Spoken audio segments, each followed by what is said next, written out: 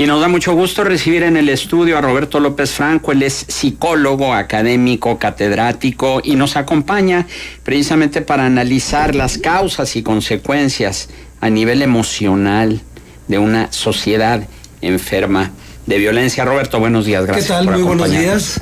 Pues efectivamente estamos ante un tema muy complejo en términos sociales y desde la psicología social. Una de las variables que nos preocupa mucho es el tema del poder y de la autoridad. Cuando el poder no ejerce la autoridad, en automático tenemos grupos sociales que se van atomizando, desintegrando, y estos a su vez van conformando nuevos grupos, y esos grupos generalmente se reúnen y se congregan para cometer actos ilícitos. Y en este momento en el país eso es lo que estamos viendo de una manera muy clara en muchísimas partes del territorio mexicano, ¿no? Grupos específicos, comunidades específicas que han aprendido a vivir de la violencia, de actos antisociales y sobre todo, ¿verdad? Comentarles a nuestro auditorio que es parte del rompimiento de los tipos de sociedad que hemos tenido a lo largo de la historia. Quienes ya pasamos los 50 años de edad sabemos muy bien que hubo una época en la que la sociedad comunitaria era prácticamente una sociedad romántica que hoy es parte del pasado. El lagunero amable, el lagunero que te ofrecía un vaso de agua, que te abría tu puerta para que pasaras a tomarte el vaso de agua bajo la sombra. Hoy en día es simplemente una anécdota. Ese tipo de sociedad ya pasó, ya está fuera de contexto. Y hoy en día, ¿verdad? Lo que estamos viendo es una sociedad líquida, una sociedad en la que de la noche a la mañana se desaparecen en automático las formas de relación, desaparecen las normas de comportamiento, y a lo mejor a nosotros sí nos causa algo de preocupación, pero fíjate que las nuevas generaciones, esto como que es algo con lo que han aprendido a vivir, y eso también a la vez les ha generado una forma diferente de ver la violencia, y por lo tanto el impacto emocional de la violencia suele ser menor para ellos. Me detengo un poco en esto que dices porque me parece muy, muy importante, Roberto. El hecho de cómo nos hemos acostumbrado a ver la violencia como parte de nuestra cotidianidad, y esto nos ha llevado también como a una pérdida de la capacidad de asombro. Y hasta qué punto el hecho de acostumbrarnos a esa cotidianidad, a ver a la violencia como algo normal, pues nos baja los mecanismos de defensa y nos hace cruzarnos de brazos y decir, bueno, pues es que esto ya forma parte de nuestro entorno diario, entonces, pues, ¿para qué luchar contra corriente? Bueno, precisamente la estructura psicológica de los hombres y de las mujeres tenemos como elemento central generar mecanismos de defensa para negar esa realidad que estamos viviendo cotidianamente, y nos la negamos a nosotros mismos primero, introyectamos un hecho, ¿verdad?, muy desagradable, muy, muy incómodo, que me cuestiona sobre la propia existencia de mí como ser humano, pero que a la vez también, ¿verdad?, la finalidad es salvaguardarme a mí como sujeto, y entonces eso me lleva a hacer cambios inconscientes en mi ritmo de vida cotidiana, cuyo objetivo central es que yo sobreviva. El otro ya murió, y murió de una manera muy cruel, muy sanguinaria, porque hay que decirlo abiertamente, hace 8 o 10 años atrás seguramente eran las pugnas y las peleas entre los grupos y había cierto tipo de muertes, pero hoy parece ser que ser sanguinario, ser realmente demoledor en la forma de matar, de desaparecer al otro, se ha convertido como hasta en una carrera a ver qué grupo delictivo es el que tiene mejores técnicas de desaparecer a la gente, ¿no? Entonces yo creo que los mecanismos de defensa van orientados a que yo aprenda nuevas formas de convivencia para evitar ponerme al lado, ¿sí?, y coyunturalmente ser presa de esa violencia. No es solamente el hecho de que me acostumbre, no es el hecho de que lo cotidiano se vuelva en algo rutinario, sino que emocionalmente yo tengo que protegerme, porque esas imágenes de violencia, esas imágenes de desgaste, no pueden estar permanentemente en nuestro cerebro, porque entonces la sociedad en general tendríamos que estar tomando algún medicamento, algún antidepresivo, algún medicamento para aliviar la tensión y la ansiedad que se va generando. Hoy en día, a pesar de eso, yo sí pienso que hay muchísima gente que tiene estados de ansiedad fuertes, agudos, que seguramente en el corto plazo van a provocar la toma de algún tipo de medicamento. Pero sobre todo gente, digamos, generación X en adelante. Sí. 30, 40 años en adelante, es decir, todavía esta generación que no creció bajo esos modelos y que la ansiedad es producto de tener que adaptarse a, ¿no? Sí, generalmente la edad que luego los manuales dicen ahí que de los 34 años hacia arriba todavía tenemos esta capacidad de asombro, esta capacidad de incomodidad ante la violencia. Yo todavía la sigo viviendo de una manera muy dura, muy cruel, ¿no? Pero tú platicas con los sobrinos, con los jóvenes de 18, 20 años de edad y han asumido, y eso es lo peligroso, no es lo peligroso, han asumido el dato de, bueno, seguramente andaba en malos pasos, ¿no?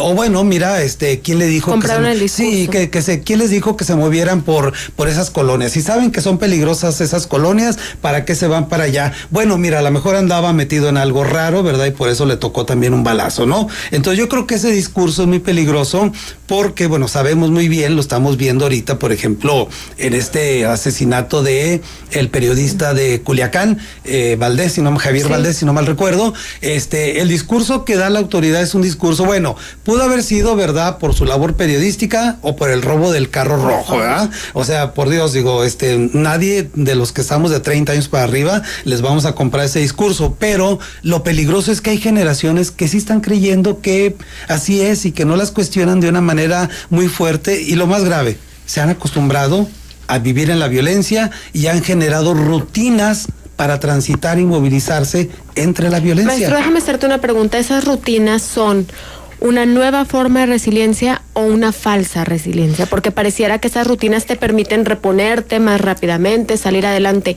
pero ¿realmente sales adelante o es una falsa resiliencia? No, yo creo que es una falsa resiliencia precisamente porque no hay un análisis, una crítica, una forma de procesar este tipo de emociones. Me parece que el hecho de que reciban tantas y tantas y tantas ideas y mensajes cotidianos ha cultivado en ellos lo que Zygmunt Bauman nos decía claramente, ¿no? Una sociedad líquida, una sociedad violenta, una sociedad en la que los gobiernos, tanto nacionales como de las grandes potencias, van administrando la violencia, y esa administración de la violencia tiene que ver con que los grupos sociales vayan aprendiendo, ¿verdad?, a que hay violencia y que tienen que aprender a vivir, convivir y generar nuevas formas de relación lo cual con no esa es violencia. ético absolutamente, administrar la violencia. No, lo que pasa es que, bueno, mira, lo dijo un politólogo que no digo nombres porque luego de repente eso se convierte en una cacería, pero lo dijo un politólogo, ¿verdad? Claramente dijo, bueno, es que en política no hay ética, ¿no? No hay principios, y entonces de lo que se trata es de gobernar, de tener el poder y de controlar ese poder y mantenernos en el poder, ¿no? Entonces, no, yo creo que poco les importa, y lo que les importa, insisto con lo de Javier Valdés, ¿no? Es muy triste que metan esa variable de que, bueno, las líneas de investigación, sí, su labor periodística y el robo de su carro. O sea, de risa. Pero ahí... Nada más, algo que tiene que ver con esto que se abordó hace un instante de la falsa resiliencia. Pero eso te hace ser funcional, y yo creo que en aras de seguir operando, de seguir siendo funcional en tus ámbitos y en tus diferentes roles, creo que son mecanismos de defensa que hemos venido desarrollando, ¿no? Así es. Sí, es un mecanismo de defensa, de negación, por un lado. El otro mecanismo es el de proyección, cuando estas nuevas generaciones dicen, no, es que le pasó porque algo andaba haciendo en ese lugar, proyectan de inmediato, ¿verdad?, la posibilidad de la culpa en esas personas, pero efectivamente, lo decía al principio, el mecanismo de defensa tiene como finalidad central sobrevivir. Y estas nuevas generaciones saben que tienen que sobrevivir. ¿Están sobreviviendo entonces?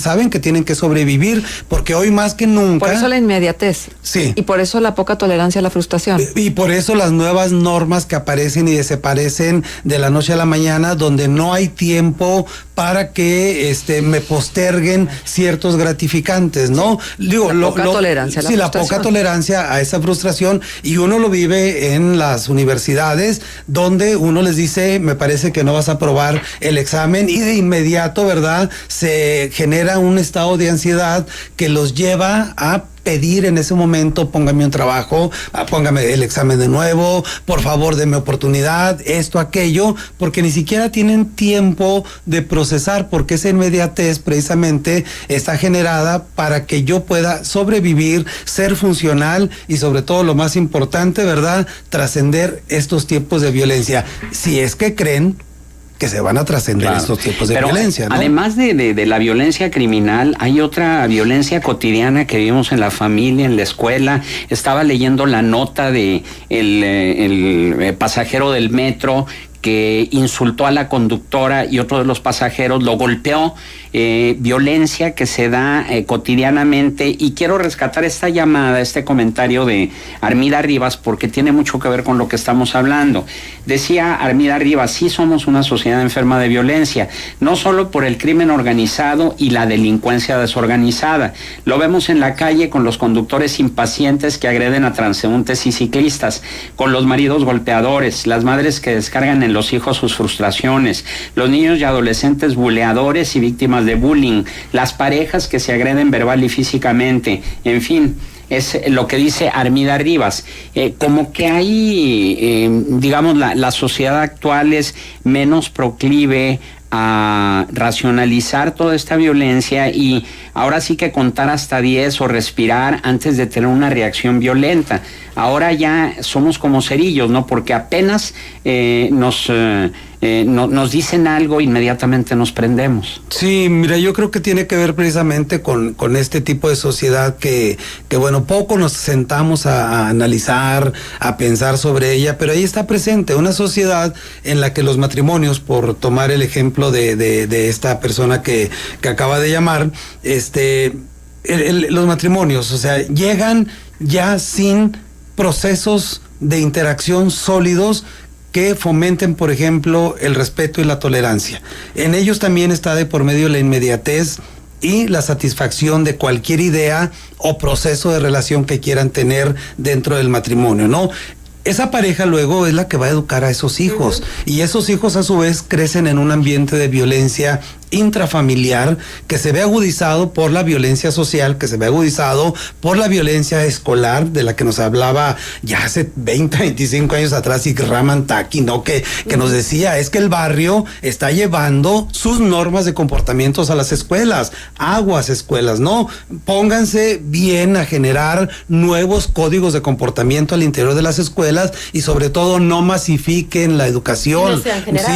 Sí, no, y entonces ni se han generado nuevas formas de comportamiento, ni ha dejado de estar masificada la educación. Entonces, bueno, eso se agudiza. Un niño que viene de un hogar disfuncional, que va a una escuela en la que hay violencia, que sale y hay una sociedad violenta, esto que decías tú de los conductores, ¿verdad? De los pobres ciclistas, ¿verdad? Digo, que también los ciclistas luego son medio atrevidos, ¿no? Pero digo, un mínimo de respeto. Si yo vengo en coche, yo debo de tener mayor tolerancia para quien va delante de mí en una bicicleta. Entonces, todo ese tipo de violencia, luego la llevamos al hogar, la violencia económica, no hay sueldos que alcancen para satisfacer las necesidades, pues la misma violencia política, ¿no? Que estamos viviendo, estas campañas son pura violencia, o sea, son puros insultos, son puras tonterías que se están diciendo, y entonces, bueno, eso obviamente la familia lo resiente. Agrégale a esto lo que dice Zygmunt Bauman,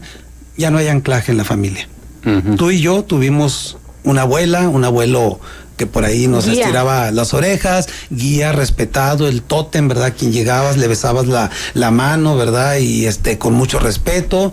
Hoy en día, digo, yo por ejemplo soy abuelo, ¿verdad? Y luego de repente digo, ¿por qué me dejo tratar de esta manera, no? ¿Por qué? Porque las nuevas generaciones traen códigos de comportamiento muy, pero muy diferentes a los míos y viven en una sociedad en la cual obviamente yo me mantengo un poco alejado. Maestro, nos quedan pocos minutos, pero me gustaría hacerte este planteamiento, porque pareciera que ya es inevitable, ¿no? Y que ya es la corriente y que entonces este discurso de, bueno, las nuevas generaciones ya se comportan de forma distinta. Y eso luego libera al Estado de ciertas responsabilidades respecto a la contención de las violencias. No es del todo así, es decir, no está escrito que tenga que ser así. ¿Dónde ves tú las principales omisiones? No, yo lo primero que veo es que como sociedad hemos asumido códigos de comportamiento y que esos códigos de comportamiento van precisamente en la dirección de que a mí no me toca solucionar esto, ¿no? Le corresponde al vecino, le corresponde al líder, le corresponde al presidente municipal, al gobierno, etcétera, ¿no? Hoy en la mañana en el estacionamiento de la Facultad de Ciencias Políticas una mujer estaba mal estacionada. 15, 20 minutos en el mismo lugar obstruyendo el paso. Y entonces yo dije, ¿por qué voy a permitir y por qué voy a dejar que esto siga sucediendo? Me acerqué y le dije, señora, con todo el respeto, de manera civilizada, vamos a acomodar su coche en un cajón. Hay cajones disponibles, ¿no? ¿Por qué? Porque, pude haber optado por la violencia, porque estaba también molesto, porque no se quitaba, pero de repente creo que los mayores tenemos todavía como ese chip de contar 1, 2, 3, 4, 5, 6 hasta el 10 y decir, bueno, voy y amablemente le voy a pedir que se estacione de otra manera. Pero esto no sucede en el barrio, no sucede en la comunidad, no sucede con mi vecino y reaccionamos violentamente y decimos, bueno, que se quede con su berrinche, ¿no? Y entonces yo creo que ahí no, ahí es asumir individualmente el compromiso de que todos debemos participar para cambiar este orden de cosas. La política es un brazo de la ética, la otra es politiquería, dice Ravelo Olivares. Sí, exactamente, pues entonces quien me lo dijo es un politiquerío, ¿verdad? Claro. Bien, Roberto López Franco, psicólogo, catedrático, nuestro agradecimiento por tu presencia. Gracias, muy amable.